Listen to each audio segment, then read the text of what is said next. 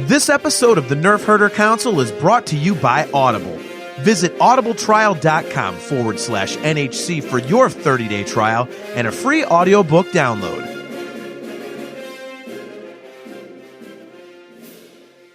Hi, this is Joseph Williams, son of John Williams, and you are watching the Nerf Herder Council. Why, you stuck-up, half-witted, scruffy-looking Nerf herder! You can't use that word! Only we can use that word!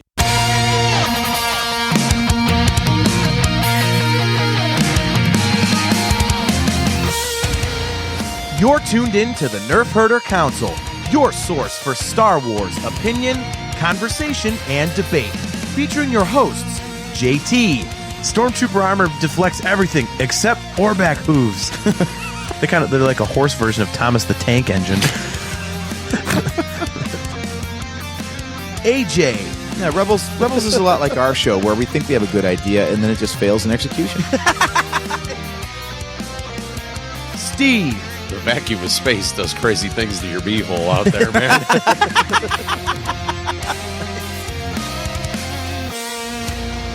On this episode of the Nerf Herder Council, our first of 2023, we dig into the sequel to the biggest movie ever released, Avatar, as we give our review of Avatar 2, The Way of Water.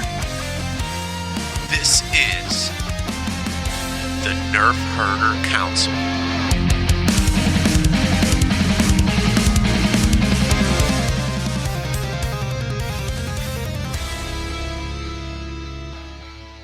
What's up, guys? Welcome to another episode of the Nerf Herder Council. I am your host, JT. We are live on Facebook and YouTube. We are live at those two locations every other Wednesday at 8:15 p.m. Eastern Standard Time. If you are watching on YouTube, don't forget to click that like button and click that subscribe button so that you are notified every time we go live. And don't forget to smash that notification bell as well. That's a big one, too. Don't forget, we are brought to you by Audible. Go to audibletrial.com/NHC for your 30-day trial and a free audiobook download. And as usual, you can get your own customizable Nerf Herder Council swag at shop.nerfherdercouncil.com. Let me bring on my brother, my best buddy here, AJ. Our first show of 2023. How's it going? Dude, it's going great, man. We've had a busy start to 2023, haven't we now? Little bit. Buddy Kale's checking in already. Good to see you, Kale. It's a bit late, but Happy New Year. Same to you, bud. Same to you. Hope things are going well over there in Australia. Yeah, we took our last show off because I bought a house and I was doing all the fun moving stuff, and my podcast desk was delayed. And I didn't get it until yesterday morning, so I had no way to podcast. I had nowhere to do it. So here we are, but I'm all set up, and if I pulled the green screen back behind me, it would look nice and pretty, and you'd see all my music stuff, and but that's not what we do. I have a green screen, so there you go. I'm not cool like you, showing my actual room. You spent all that time decorating this awesome new space, and no one gets to see it. It's kind of sad, actually. It is what it is.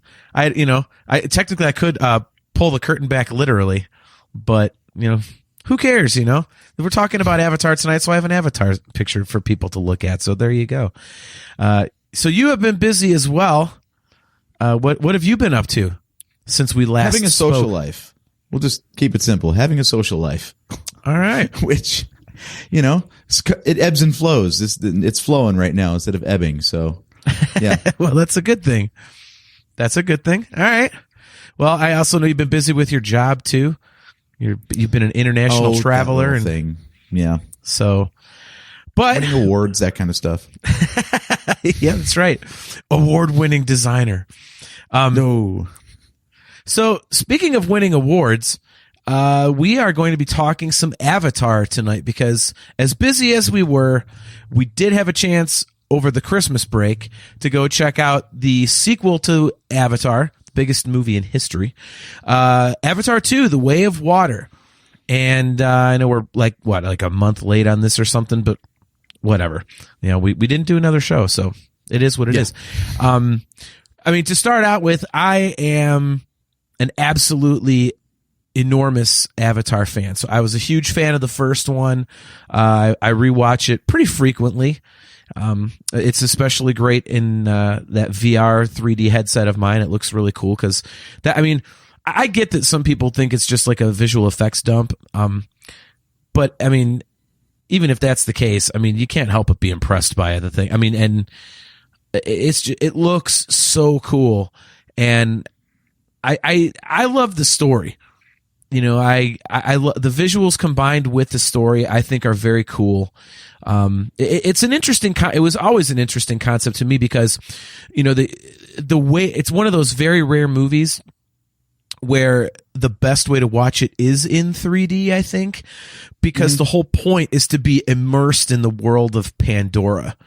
And so when you're watching it in 3D and basically surrounded by that planet and its environments and whatnot, that is, you know, that's the way to watch it to me, because then you're really fully immersed in this world and you can really lose yourself in it, which is really the point of the visuals and the story and whatnot. Look at Kale. Dances with Smurfs, you mean? What, dude? Don't be bagging on my movies here, Kale. Come on now. Positivity. It's a new year. New year, new Kale. Let's go. So, so yeah, I'm a huge fan of the original for a multitude of reasons. So I was really excited when this actually finally got done, meaning the sequel, because we'd heard about it forever. And, you know, at some point when something goes on forever, like, you know, Guns N' Roses with Chinese Democracy, you're like, this thing's never coming out, whatever. Okay, Kale's correcting me. He says he's making a South Park reference. Sorry, that I haven't seen South Park in quite a while. I love the show, but I didn't get it. So yeah, it's a cultural blind spot I'm working my way through it, but I didn't get to the episode that references either. I messed it up, Kale. I apologize. So, all right. So you just finished rewatching the first Avatar today, actually, to freshen up for the show. So where do you stand on the first Avatar? Well, you know, like everybody else, my mind was blown back in 2009 when we saw it in 3D, because that was, I don't know if that like pioneered the 3D boom, but it definitely was the biggest 3D movie of all time. Yeah. And like you said, like that's the way to be immersed in it. And the fact that it's almost 3 hours long, like the sequel is, they're both around like 2 hours, 40 minutes or something like that. Eventually you do feel like you're in the world just because you spent almost 3 hours in it. Yeah. I like the first one a lot. Let's get the elephant in the room right out of the way. Unobtainium was a stupid name. You know, Yeah. If you want to say that there's a natural resource that only exists on this planet and we need it bad, okay, great. Just don't call it unobtainium. Like, come on.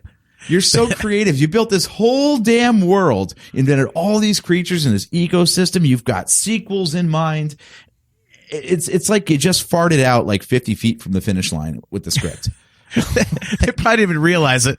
They get to that line in the script like, we have to collect oh God, we didn't name it. And James Cameron just goes, can't get it, Ian. No, unobtainium. Just go. People won't catch it. Yeah, Superarium. I don't know. Yeah.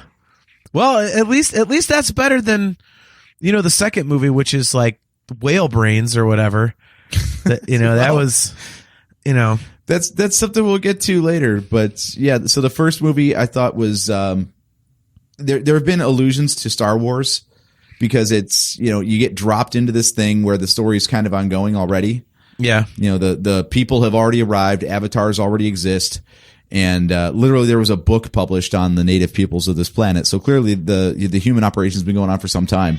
And of course, multiple sequels were planned. And, you know, there was a bigger story, but you just got the first one with the hopes that more could follow if the first was successful. They're both blockbusters that set new box office records. So I get the comparisons, but they're very different movies. And I think it disservices both of them to draw the direct comparison there. Yeah, but I would agree. Tell me if this is the same for you. After the first one came out and we saw it, how often did you go back and rewatch it?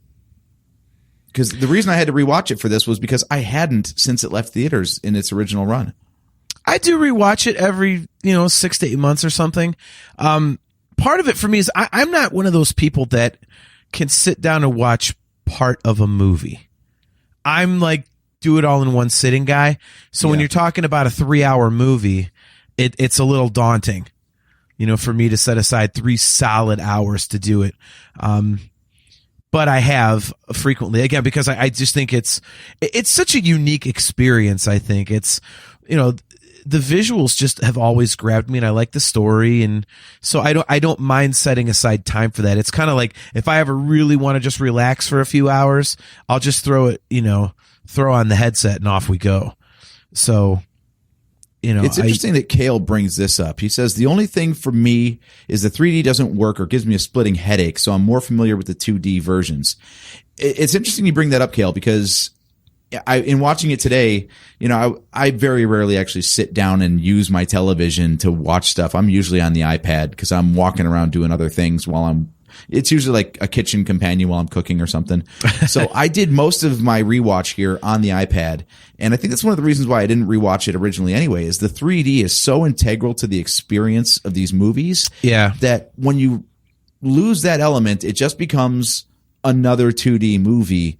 And I don't think it stands out as much against other 2D movies. The 3D is kind of like built into the experience, I think. Do you feel that's true? I agree with that completely, but the one thing I will disagree with it, and this is, a personal opinion of mine, just my feeling, I don't think it doesn't, when you say it doesn't stand out amongst other like 2D movies, like it's just another movie, air quotes, I would disagree with that because, as I said, to open the show, I really enjoy the story. I think there's a lot of emotion to it, which is really cool for me. I was fully expecting just, going into it when, what was it, 2013 or something? It came out 2008. I always draw a blank, but anyway, 2009. 2009. Okay. Samsonite. I was way off. But when I went into the theater, I was expecting basically like Doctor Strange 2, which is, hey, look at all this cool, fancy looking shit we can put on the screen and not much else. And instead, I was really invested in the story. I was really invested in the characters. I love the concept of it. So, but that being said, I do think that the 3D is integral to the presentation of that movie. So, hopefully, Kale, hopefully it doesn't take anything away from you not being able to watch it in 3D, but, yeah, I would agree with, I would agree with that, AJ, that it's definitely something that you should see in 3D. It's just, it's almost like, what's the term, meta? Like it's talking about like an avatar, like where you're this person, but you go into an avatar to live in this other world kind of a thing. And it's like, would that, I don't, when in Rome, gotta be honest, I still don't know what it means. So yeah, I'm not familiar with that term meta, but I think that's what I'm going for. So one thing I will say for the story, to its credit, in the original and the sequel, I'm looking even at the wallpaper you've chosen for this episode, and we've got the floating mountains, right?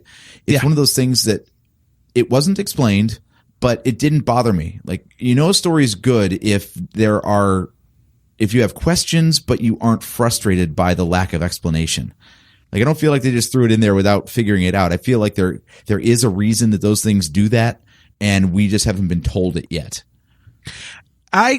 You know what I think, dude? I think it's like the Force and midichlorians. Like the Force just was the Force. It was cool, like, oh, what's the Force? Like, we don't know, but it's so mystical. And then episode 1 comes along and they're like, oh, it's these microscopic thingies in your blood. They're called midichlorians. Like, damn it. So I think if they were to all of a sudden be like, well, the magnetic pull of Pandora versus the airflow continuum of da-da-da-da-da makes the mountains float. Like, son of a bitch. Like, it makes it this, it adds to the otherworldly experience of seeing these things and experiencing these things and, everything kind of being its own intertwined ecosystem no matter where you go. So I don't think it needs explained. I hope they never do. And knowing James Cameron, I would think he wouldn't, specifically because of examples like, midichlorians in Star Wars. So I mean, Yeah, when you explain things too much, you run the risk of pissing off the audience, because if it's a mystery, then people get to play along with you. But if you explain it, much like, my rant on Boba Fett, if you do explain it to the audience, it better pay off, or else you're going to have a whole faction of fans that are just pissed because they preferred not knowing other versus knowing and being dissatisfied. Yeah. So yeah, there's a lot of stuff about the world of Pandora that I find intriguing, and we don't know, even after 2 movies, where it's going or how it works, and I'm okay with that. Yeah. Like I think it's a fascinating enough place. I don't need to know how it works and all the inner workings of things. Yeah. I think the mysticism of it is more than enough. It just, Pandora just is like that. That's just how it is. We don't have to know the nuts and bolts. It's like that. And to me, that's pretty cool, because it almost makes it more realistic, because as soon as you start explaining things, then you can start more easily explaining things away. Oh, that would never happen. Oh, that would, but if you just go, no, it's Pandora. This is the world you're in. This is how it works. Like, you can't dispute it because this is how it is. So, I like that they don't explain it. And I'm glad that they haven't, and I hope that they don't. But I guess we'll see, considering the fact that there's 3 more sequels coming out. So I will say that before we start getting into Avatar 2 here in just a second. I have no idea what the hell they're going to do story-wise. I'm fully expecting it to jump the shark, shit the bed, sooner rather than later, I think. So it's just Captain Planet broken into 5 movies, dude.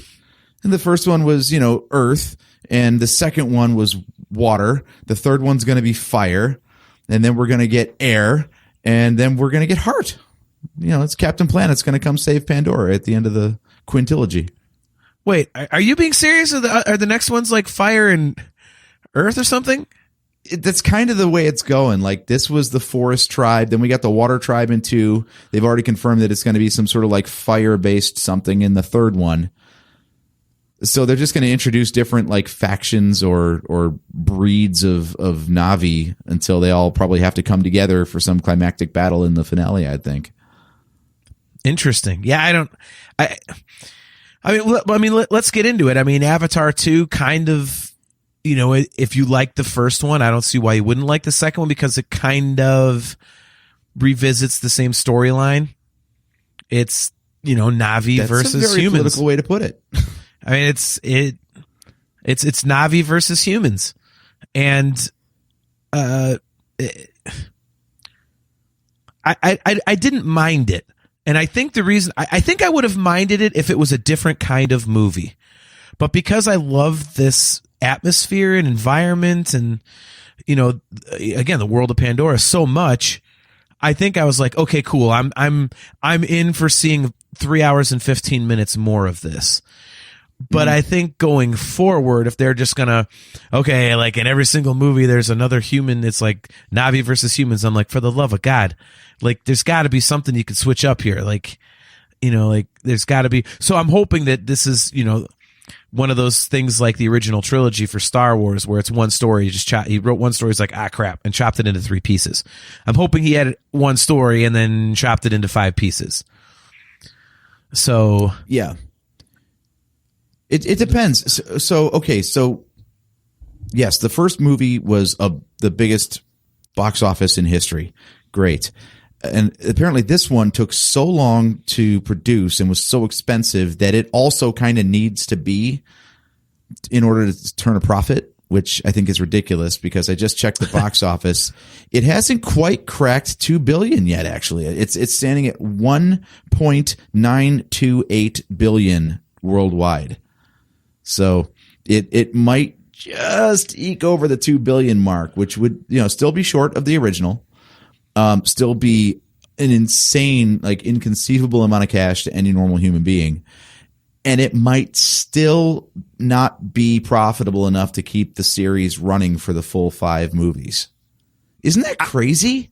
I thought they already confirmed that all 5 were happening. I thought he was like filming stuff like kind of concurrently, like a Lord of the Rings type of thing. I thought I read that somewhere.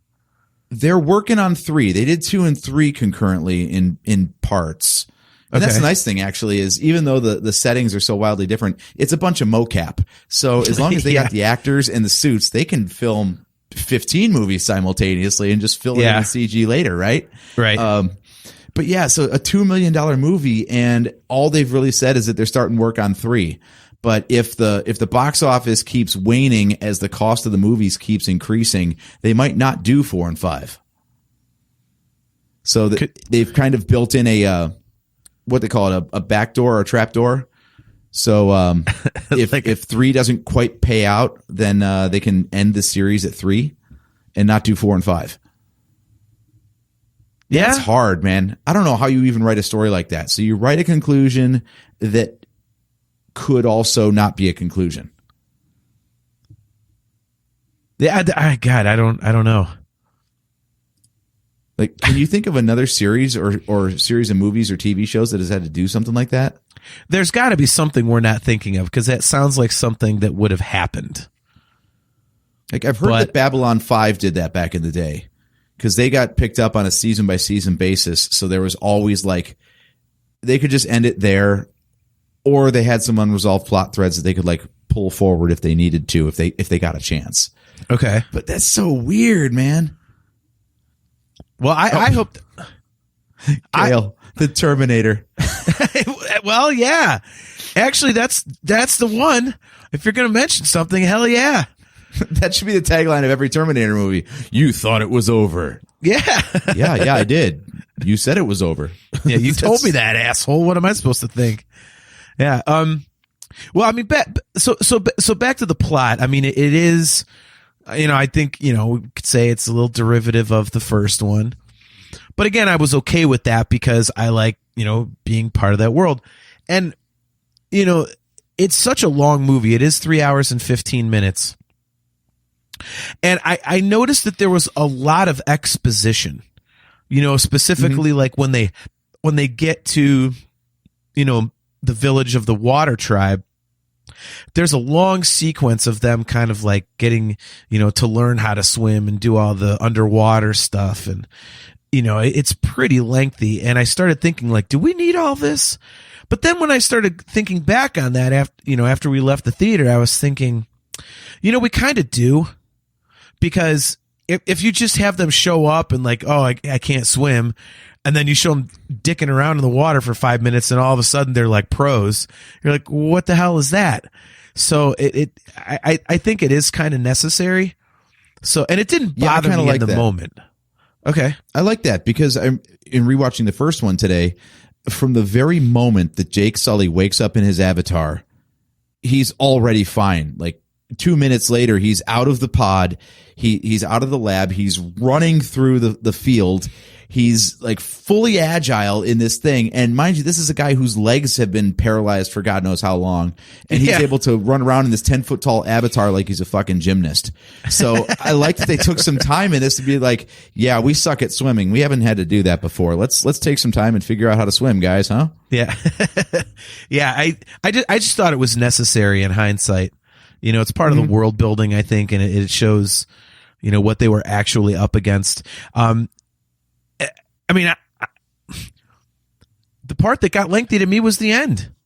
I mean, that would be, if I had a critique of the movie, was that it's got like 17 damn endings. It's like, all right, it's over now. That fight just never fucking stopped. Yeah. It's like, all right, it's over. Oh, no, it's not over. Oh, okay. All right. Whew, there it goes. Oh, no, it's still going.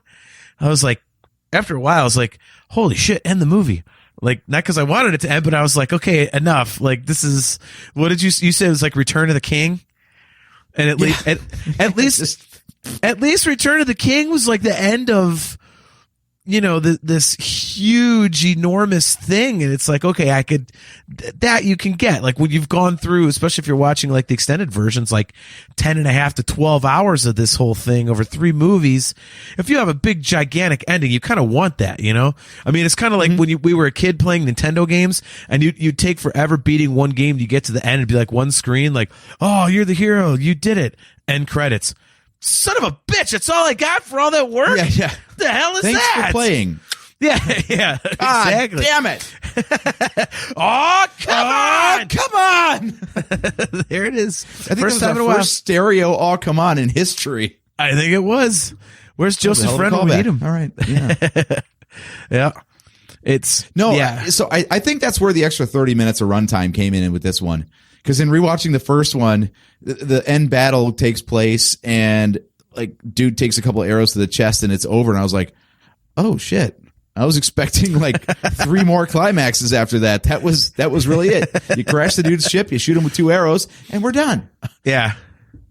This one's like, oh yeah, you shot him down, but there's a big ass whale and there's other people coming too. Oh, okay, so we got out of that stuff. Oh, but now they're trapped in the ship and now they're gonna drown. But wait, we fished them out of there. Oh, the bad guy came back again. Now they got to fight a 3rd time. And Jesus Christ. Yeah. So why won't you die? Who throws a spear? Honestly. And that's something I want to bring. You talk about like the giant whale and stuff like that. I wonder if me being so attached to these movies is because animals play a big part. I think you kind of. I know when they're flying around, and I'm like, oh, don't shoot down the big pterodactyl, And then you've got these giant ass whales, and I'm just kind of sitting there like, oh God, don't let something happen to the whale. Like when they're actually whaling in this movie. And that was hard to watch. Yeah, it was. I mean, the environmental commentary is not subtle, and it's pretty gripping, I think. I mean, I've seen some people comment that they think it's heavy-handed, but I don't get that. I just think it works well considering, the point of the movie is that Pandora, everything is connected. And, so I think that's where that comes from. And I think it makes sense. And so to have all the environmental stuff and the animal things and, it was, like you said, you said it perfectly. It was really hard to watch when they were hunting that whale. And then, when they finally kill it and stuff like that, it's just like, oh my God. And then all they're doing is just go into its mouth and drill up into its head and get like some brain oil out of it to sell. It's like super expensive and it basically makes humans like, live forever and whatever. I'm like, oh my God. And then they one up it later with the freaking mom whale and the baby whale. Oh God, yes. I was like, are you shitting me, James Cameron? What the hell? Good Lord. All right. Where's the Navi puppies you're about to blow up and Navi kittens and every cute Navi critter you can think of. And they're all just getting decimated. Why don't you just do that? Make that your next move. Like, what the F, dude? Like, that was difficult. Yeah. Avatar 3. It's a wildlife sanctuary for disabled animals. And of course it's fire themed. So they're just going to get roasted alive. We're just going to watch 30 minutes of gimpy animals running around on fire. It's that might be the most horrible thought we've ever brought to this show. Right? It really might be. This like just a day after Lego revealed that disabled dachshund with the wheel cart for legs on the back. Oh, and the sad face. Yeah. That, oh my God. That's like Lego. What are you doing? But yeah, that whaling scene, like we know we're watching nothing but pixels. It might as well be a Pixar movie. And yet, oh my God, that was so hard to watch. Yeah. Like, and they dragged it out because it took them like 5 to 10 minutes just to like get the thing like surfaced so they could land the killing blow. And you're just watching this thing in this protracted agony. Yeah. Wow, man. Like that definitely felt like a Clockwork movie was Orange so with your slowly eyes paced. held open. Yeah, exactly.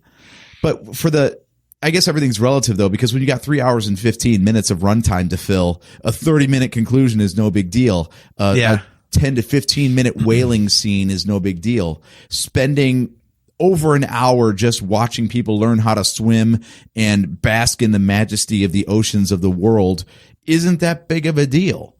Like right. That's the thing. Like almost half the movie is just spent like being on Pandora and checking out these visuals. And I don't mind that at all. I thought that was I don't either. Fantastic, actually. It was breathtaking. Yeah. Like to the point where apparently it's all CG, I guess, except for any actors that are doing motion capture. I couldn't tell. You know, they talk about that uncanny valley where something is like photorealistic, but there's something off that you just can't quite pick out that frustrates your brain and makes it unnerving. I feel like there's a lot more of that in the first one than the second one. It was mind blowing for the time, but there was still like some stuff where you're like, I know there's something not right there. I can't quite fully buy into this. Right. The second one, I was really having a hard time.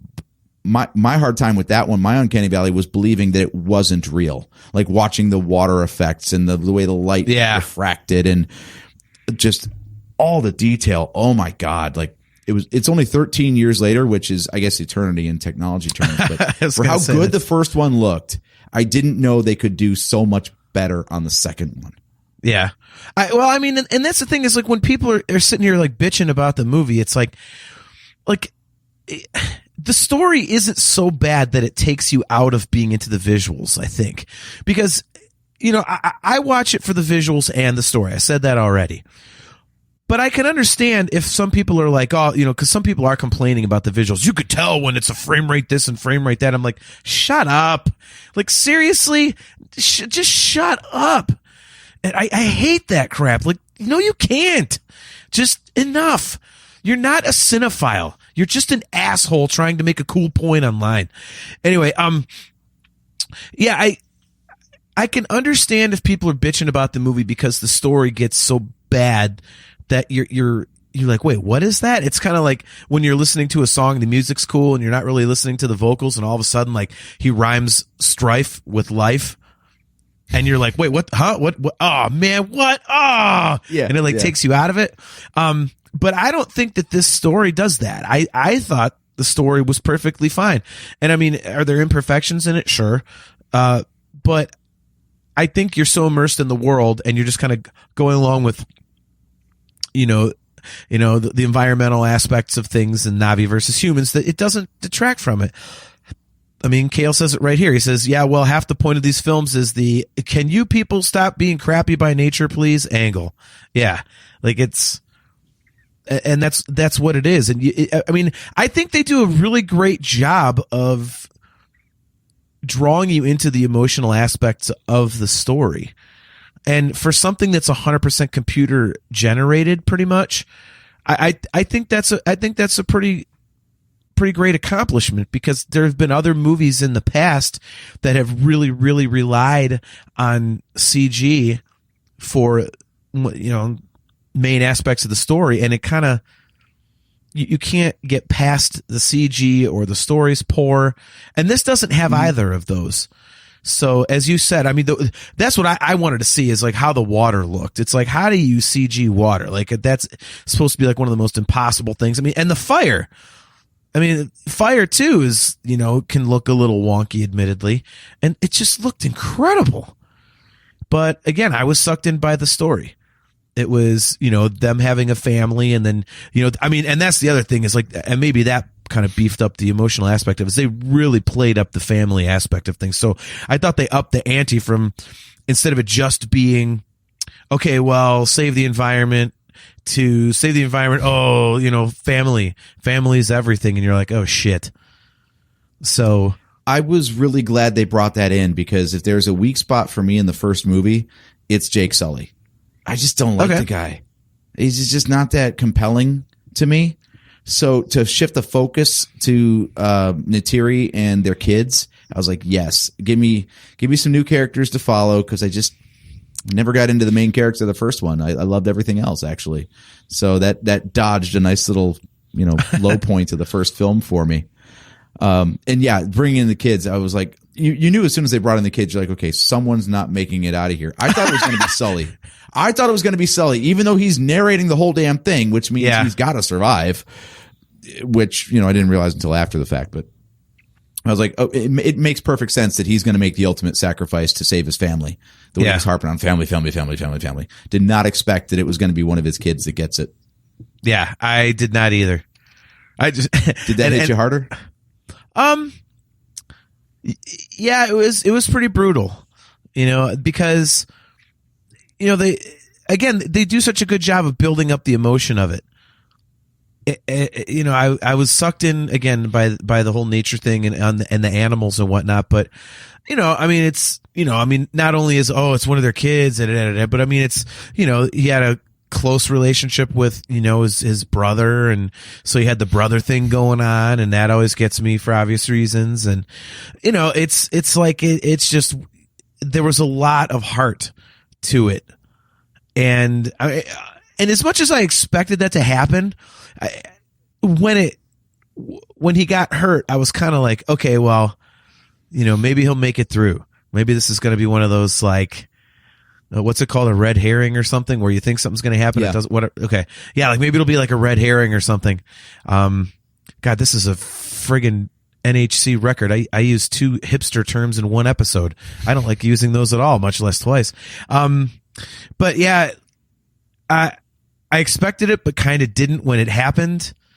So, but I think you kind of have to have that. The stakes are pretty.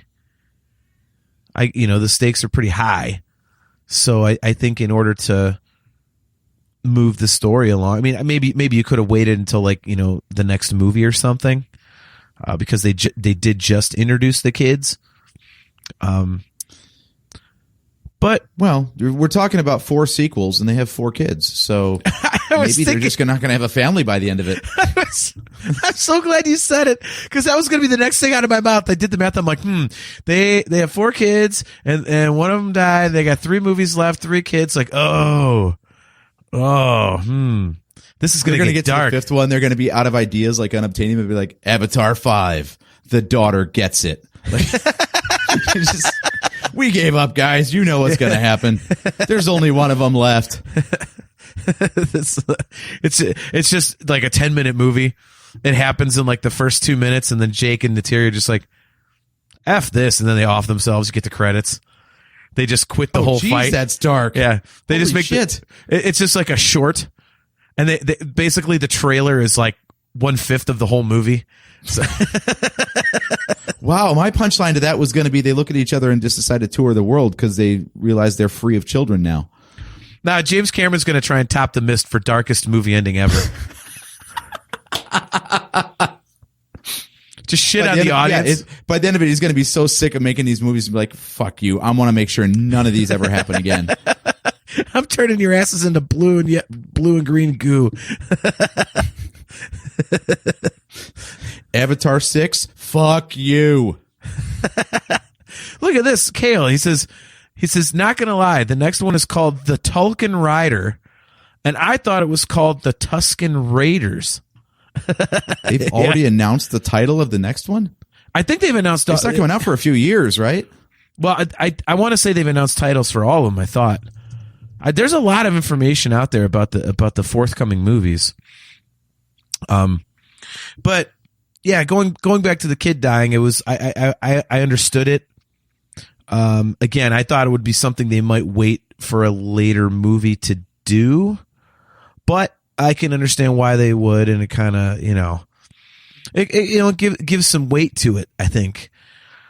So, and again, it ties in with them really getting you to buy into this thing, and going into the third movie, now that this isn't just because in a way the family in this one was kind of like idealistic, and here's Jake and Neytiri, and they've got 4 beautiful kids, and their family is just perfect, and Grace is basically the magic mother of the one daughter, and now going into the third movie, you're like, okay, well now they've got actual scars, like everything's just not all perfect, and something happened, and they have heartbreak, and they've got grief and things to deal with. So I think that adds another layer to the characters. Did you find those titles, by the way? I did not find the titles. I found some other stuff on Avatar 3. Okay. It confirms fire, 2 new creatures. They say they're going to bring back Payakan and his nemesis Scoresby. Those are the whales, right? The thumbnail has a picture of the whales, so I'm guessing those are whale characters. So I guess the whales are back in Avatar 3. So that's cool. It's set for release on December 20th, 2024. Okay. And filming completed back in 2019 with the filming of Avatar 2. I was going to say, I thought they did like things at the same time. Yeah, so maybe that's why it's not going to cost as much and it'll be a little safer because they did it all at once and they spent all the money already. Now it's just paying for post-production. And Sully's surviving son is going to be the narrator of this one, not Jake Sully, which good because that at least puts Sully's fate in doubt. Huh. Interesting. So yeah, I'm good with that. Okay. Well, that makes sense. Maybe that's how they're going to push the story forward. Maybe it's going to be they're not just going to keep rehashing. Oh, Jake's the leader guy. Jake's the leader guy. Jake's the leader guy. It's going to be his family or something like that. So yeah, maybe it's a passage of time where like Jake is older and it's time for his son to step up. I don't know. Yeah. So, but did you have any? Go ahead. Sorry. Well, I was going to pull it back to this movie since we're already on to the next one. Yeah. So what did you think of, I mean, one of the biggest things about Avatar in general is, like we said, it sucks you into the world, right? Like it's such this, it feels like a real place where it's got a real ecosystem and things are really thought through. So how did you feel about how they evolved the visual language of Pandora by introducing, the water tribes and all the aquatic creatures and whatnot? I thought it was cool. I mean, it's, it's like a Star Wars movie. You got to have, you kind of have a blueprint in your mind of how the story is going to go and what it's going to be about in general. So you kind of need the environments to set it apart from other films. And I think that this one, that's, the logical step is like, hey, you've seen this. Now here's this other different thing. So I thought it was really cool. I thought it was interesting. And I again, it presented a new set of challenges, which to me was a lot of fun, because it's, the water is not their environment. So they don't know what's down there. They don't know how to fight against it or to work with it. So, it added a certain level of tension to things and it freshened things up. And I mean, as we've already discussed, I mean, it looks unbelievable. I mean, I could watch these movies on mute damn near. It just looks so unbelievably freaking cool. I mean, it doesn't hurt that my two favorite colors are blue and green. So basically I've got like entire 6.5 hours of movies that are done in nothing but my favorite color palette. So like, that doesn't suck, but I mean, I thought it looked incredible and I can't wait to see what they do with the next one, because it was exactly what I hoped it would be, only on steroids. So I'm assuming that, 2024 is going to be kind of more of the same. What about you? I agree. Some people would say it's a complaint, but I think it's just fine that it's almost video gamey, right? Like you're Yeah. on the next level of the same game. So here comes, it's like taking that sprite that's like blue in the first one and just putting the green palette on it instead. But having just a few different details. I love the way they had like the fins and the webbed fingers going on, and just a little bit more fish-like, but still looking like a Na'vi. Yeah. So they weren't like completely foreign creatures, but I think that's really cool how we haven't quite done it so much as humans, but I like this idea that different creatures of the same species can live in different environments. And a lot of animals have done this, where they evolve like differently based on where they are. They have natural adaptations. So I thought that was a really cool way to pull the Na'vi more into like the animal realm than the people realm, which really reinforces that whole nature and people connection thing. Yeah. So I thought that was great, and it was just different enough that when the water people weren't getting along with the forest tribe, it kind of made at least a little bit of sense, where you're like, yeah, they're kind of outsiders, and the Na'vi are xenophobic by nature. Yeah. They didn't like the humans showing up in the first place, and they're all segregated from each other because they just don't like each other. So I think that's kind of cool. Like that. Okay. Talk about getting meta. So it's not just like, oh, it's an environmentalist movie because it's talking about how bad it is that the machines are coming and tearing down nature. It's also like a racism allegory too, because it's like, hey, you're blue and we're green. We don't like you. Yeah. Really? Because we're kind of the same. So, yeah, I think it was great. I'm really looking forward to finding out what these other tribes are like. And I just hope it doesn't get too ridiculous by the end, where everyone's a very distinct color. We're like, oh, we're the purple guys. Oh, wow, we're the red guys. At some point they've got to rein it in a little bit, but it's still fun for now. I think it's cool. Yeah.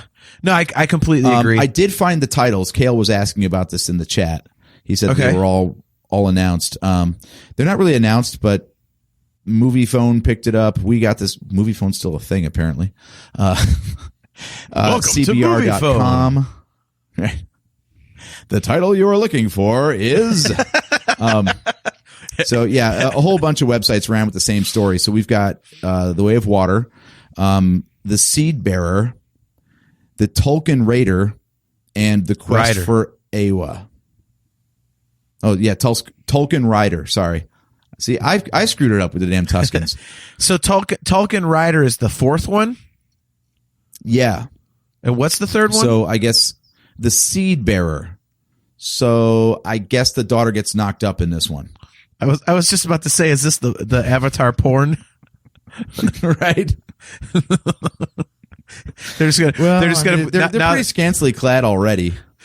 They're going to encounter, like, the fire is going to be like they're like living in a volcano or something, and all of a sudden, like, instead of those cool little tails that just connect, like, they're actually like these big swinging dicks hanging around everywhere. like good Lord, James Cameron, what are you doing, dude? So I had that one gross thought when I watched the first one today, when Jake and Natiri hook up under the Tree of Life. I'm like, first of all, under the Tree of Life, man, jeez, that's it's like fucking in a church, you just don't do it.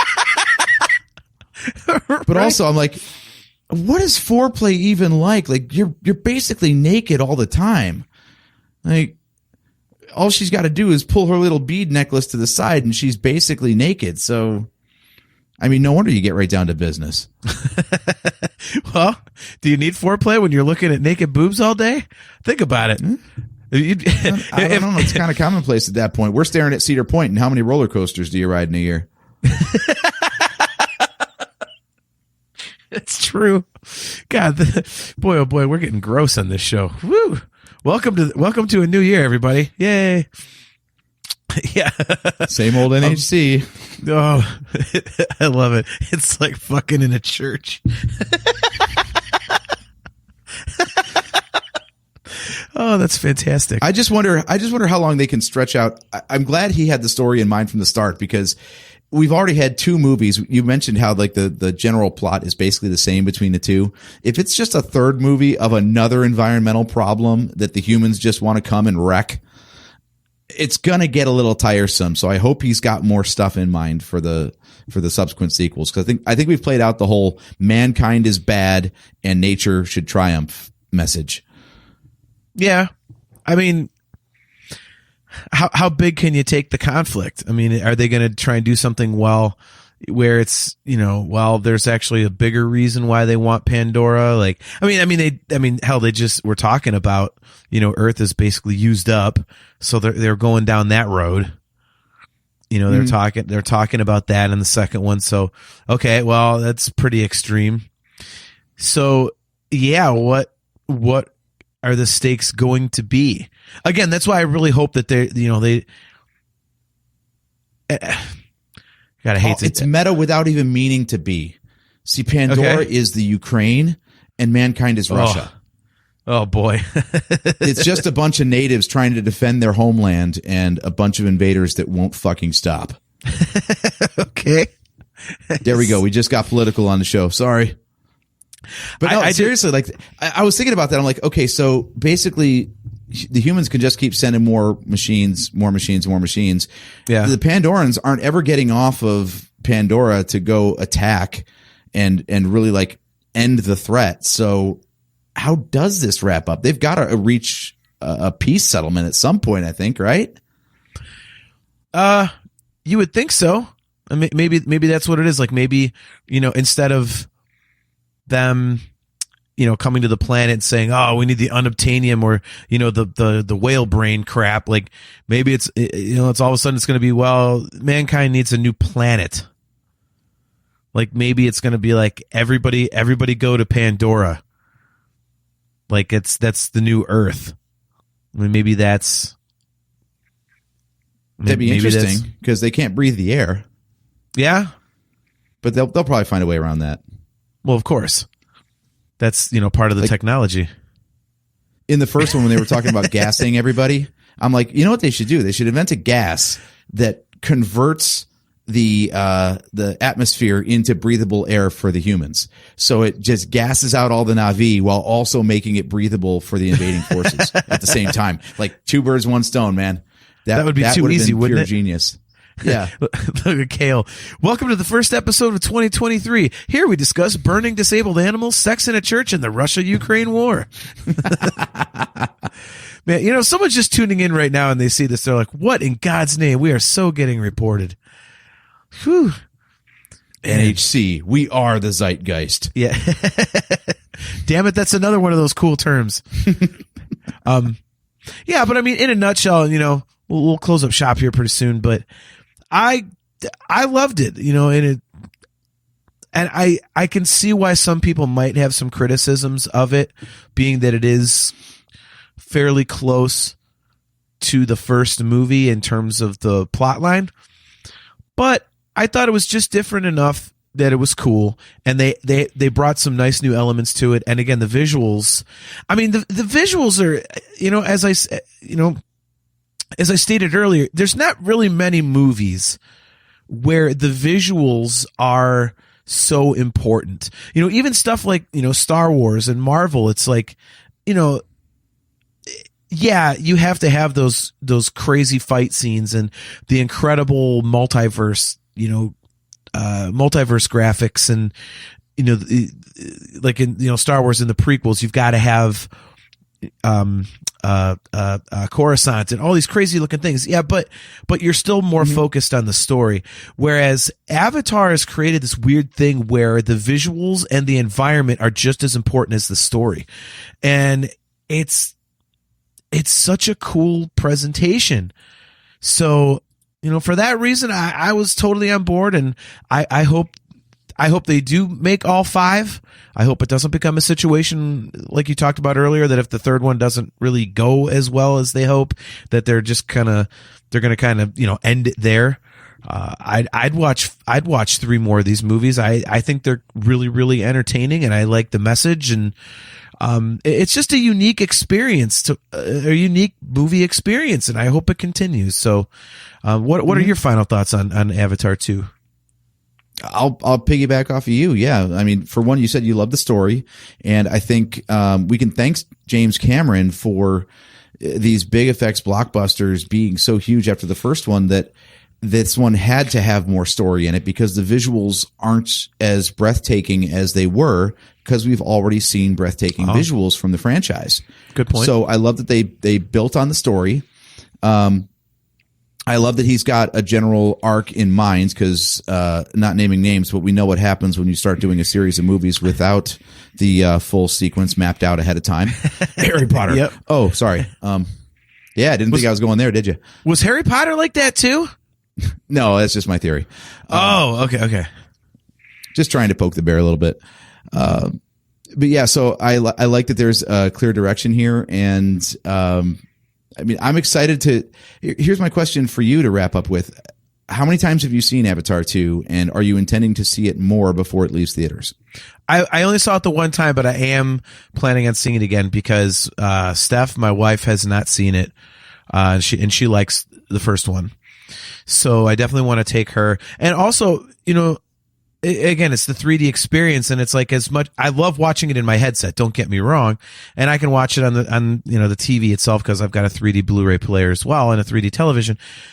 But there's something about being in the theater for that experience. It's just so cool. And this is one of those movies that's meant to be watched that way.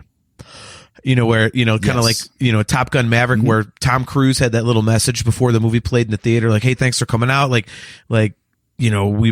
This movie and this type of movie is meant to be seen on the big screen. So thanks for coming out and supporting it, you know. And I think Avatar is the same way. So yeah, I'm definitely going to. I mean, I actually just looked yesterday to see if it was still out in 3D, because that's when I'll stop going. If I have to see it in 2D, then I'll be like, nah, I'll just wait, you know, for the 3D Blu-ray and fork over whatever that's going to cost and add it to my collection. So, but yeah, I'm planning on seeing it again. What about you? I agree with you. I agree with you. This is one of those movies that, you know, we love going to the theater anyway as an experience, but this one in particular with the 3D, especially because I don't even have a 3D TV and they don't sell them anymore. So I'm just SOL. I love movies that are designed to be seen in a movie theater.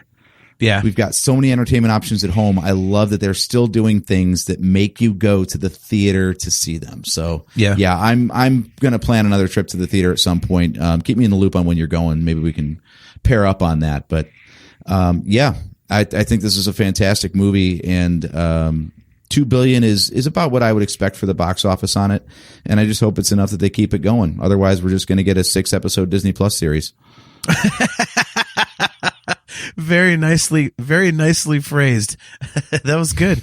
Great way to close up shop for the night, as it were. So, man, it's good to be back on, dude. So, sorry for not being ready a couple weeks ago, but my furniture wasn't here. So thanks for being patient with me. Thanks to all you people listening and viewing the show for being patient as well. We will definitely be back in 2 weeks. So that will be February 1st. So Wednesday, yes. February 1st, 8:15 p.m. Eastern Standard Time on YouTube and Facebook. So again, if you're watching on YouTube, click the like button, click the subscribe button, smash the notification bell, do all that fun stuff. If you want to check out audio replays of the show, just Google Nerf Herder Council, and you can rewatch or re-listen to, any show that you want. I'm doing a fucking great job in this outro. You can tell I haven't done this in a month. Just Google Nerf Herder and watch and listen to us wherever the hell you know all that shit. So yeah, it's just fun, dude. So I will keep you in the loop on Avatar 2, and then we'll be talking about some other nerdy stuff here coming up in 2 weeks, which, Kale says, don't do anything too cool. I'll probably be missing that one. Oh, that sucks. Well, we'll try, Kale. Oh, wait, AJ, wasn't that supposed to be our James Bond episode? I think we were doing James Bond that one. I thought that was so. Oh, yeah, that's right. You know, that'll be a fun one anyway. I will be ragged as hell for that one. Because why? I'm going to be on French time, because even though I'm not going to France for work, I am having to participate in meetings all day long for a week as though I was in France. So my work day is going to be 2 a.m. to 11 a.m. that week. Wow. So yeah. Thursday at 8 p.m. is going to be rough for me. That's basically 4 in the morning by my body clock at that point. Well, that'll be fun. Yeah. Look at Kale, you turd. I couldn't resist, Kale. I couldn't resist. And Joseph Friend, right as we're closing up shop, Joseph Friend, you like this movie? Great timing, dude. Man, oh man, we are just jumping out of here, dude. Yes, we loved it. We loved it. So, well, cool, man. To quote Psycho Circus from Kiss, though, Joe, welcome to the show. Yeah, go AJ. Keep coming up with excuses not to record a Sweet Truck podcast. Oh, cool. I can tweet those out then. Yeah. Oh my God. Oh, and it continues. All righty. Well, I guess I'll see you in 2 weeks, everybody. So thanks for tuning in to another episode of the Nerf Herder Council. Don't forget, we are brought to you by Audible. Go to audibletrial.com/NHC for your 30-day trial and a free audiobook download. And don't forget to go get some customizable Nerf Herder Council swag at shop.nerfherdercouncil.com, and go check out the new episode of Bad Batch, because the new season has been kick ass so far. So until next time, I'm your host, JT at Dog Pound Jedi. He is AJ at Drake Adams 579, and we will catch you next time. Yeah.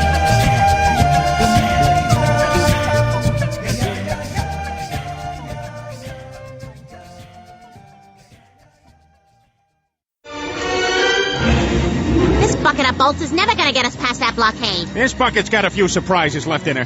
Plus, me and Chewie are on it. Ain't that right, Chewie? Hell yeah, you my Nerf herder. You my Nerf herder.